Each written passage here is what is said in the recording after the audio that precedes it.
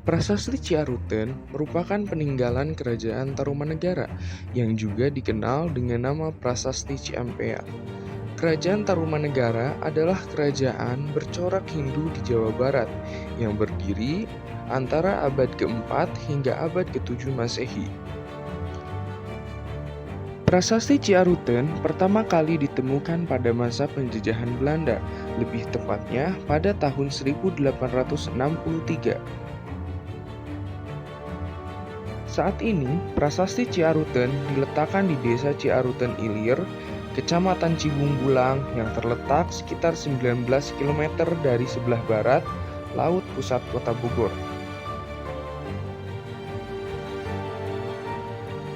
Keberadaan Prasasti Ciaruten pertama kali diketahui pada 1863 ketika dilaporkan terdapat sebuah batu besar berukir aksara purba di dekat Ciampea.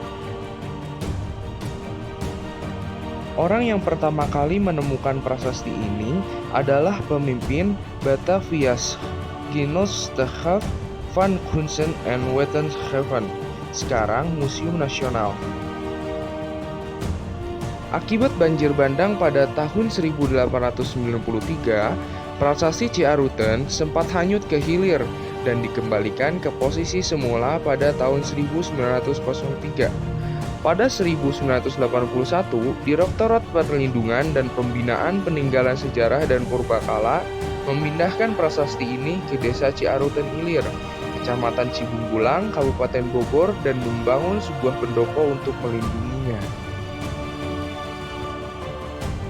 Sementara Prasasti Ciaruten yang terletak di Museum Nasional, Museum Sejarah Jakarta, dan Museum Sri Baduga di Bandung hanyalah sebuah replika. Prasasti Ciaruten terbuat dari batu berukuran 200 cm x 150 cm. Pesan yang terpahat ditulis menggunakan huruf Pallawa dan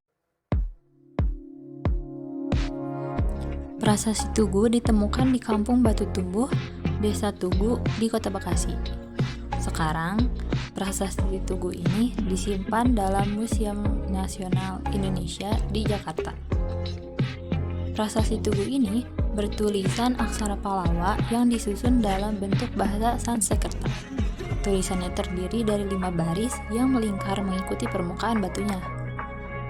Prasasti Tugu ini memiliki isi yang lebih panjang dibanding prasasti Tarumanegara lainnya. Dibuat oleh pemerintahan Purnawarman pada tahun ke-22 sehubungan dengan adanya peristiwa peresmian saluran Sungai Gomati dan Candrabaga. Prasasti Kebon Kopi.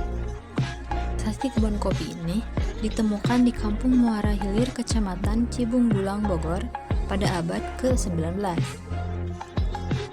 Pada saat itu, sedang dilakukannya penebangan hutan untuk dijadikan lahan perkebunan kopi oleh Jonathan Drake. Ia melaporkan penemuan prasasti tersebut kepada pihak keperbakalaan yang saat ini dikenal dengan Museum Nasional Indonesia. Area situs ini merupakan kawasan pertemuan antara 3 sungai, yaitu Sungai Ciaruten di selatan, Sungai Cisaden di timur, dan Sungai Cianten di barat. Yang menarik dari prasasti ini adalah adanya lukisan tapak kaki gajah yang disamakan dengan tapak kaki gajah Airawata, yaitu gajah tunggangan milik Dewa Wisnu. Prasasti Kebon Kopi 2 ditemukan tidak jauh dari prasasti Kebon Kopi yang pertama. Namun, sayangnya prasasti ini telah hilang karena diduga dicuri pada sekitar tahun 1940. Ada prasasti Jambu atau biasa dikenal sebagai Prasasti Pasir Koleak yang merupakan salah satu situs bersejarah dari peninggalan Kerajaan Tarumanegara, dan masa tersebut sudah diketahui sebagai era kejayaan Tarumanegara yang berada di Pulau Jawa sebelah barat. Nah, Prasasti Jambu ini berada di wilayah Bogor sebelah barat dan berjarak sekitar 30 km dari kawasan tersebut.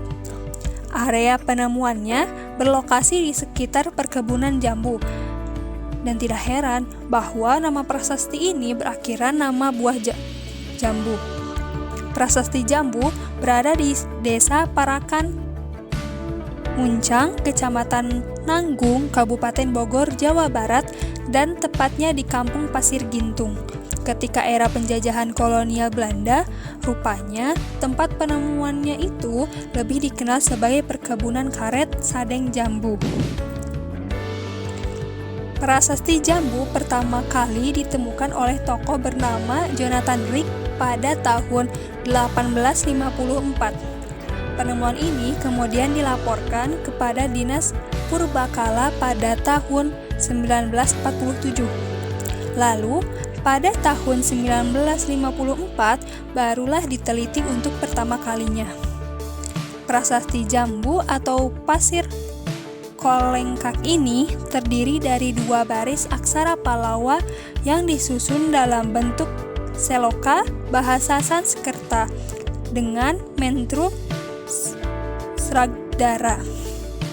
Pada batu prasasti ini juga terdapat pahatan gambar sepasang telapak kaki yang digoreskan pada bagian atas tulisan.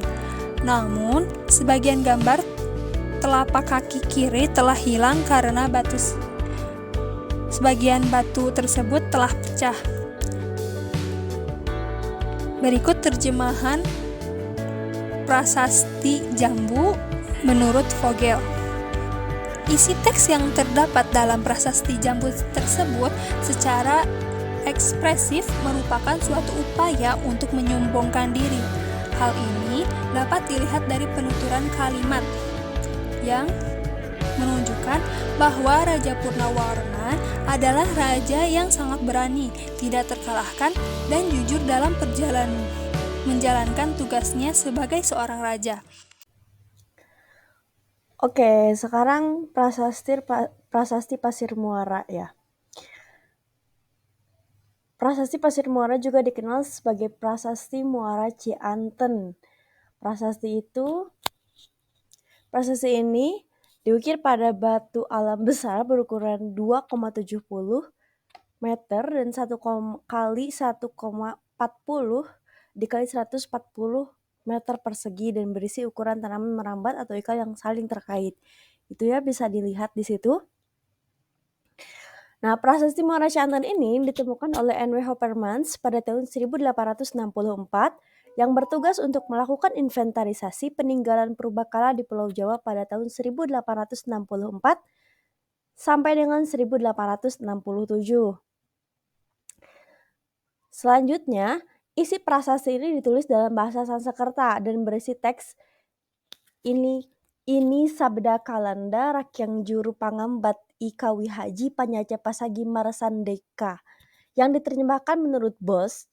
Ini adalah tanda pernyataan guru pengambat memulihkan ibadah haji Sunda pada tahun 854 Saka bahwa pemerintah daerah dipulihkan ke kerajaan Sunda. Oke. Halo teman-teman. Apa sih Prasasti Cidanghiang itu? Prasasti Cidanghiang merupakan salah satu prasasti dari Kerajaan Tarumanegara. Prasasti ini ditemukan di Kampung Lebak, pinggir Sungai Cidanghiang, Kecamatan Mujo, Kabupaten Pandeglang, Banten. Prasasti Cidanghiang dibuat oleh Raja Purnawarman sebagai salah satu bentuk peringatan kepada siapapun yang membaca prasasti ini agar waspada terhadap Kerajaan Tarumanegara. Ini ya isi prasasti Cidanghiang. Bisa kalian baca dulu.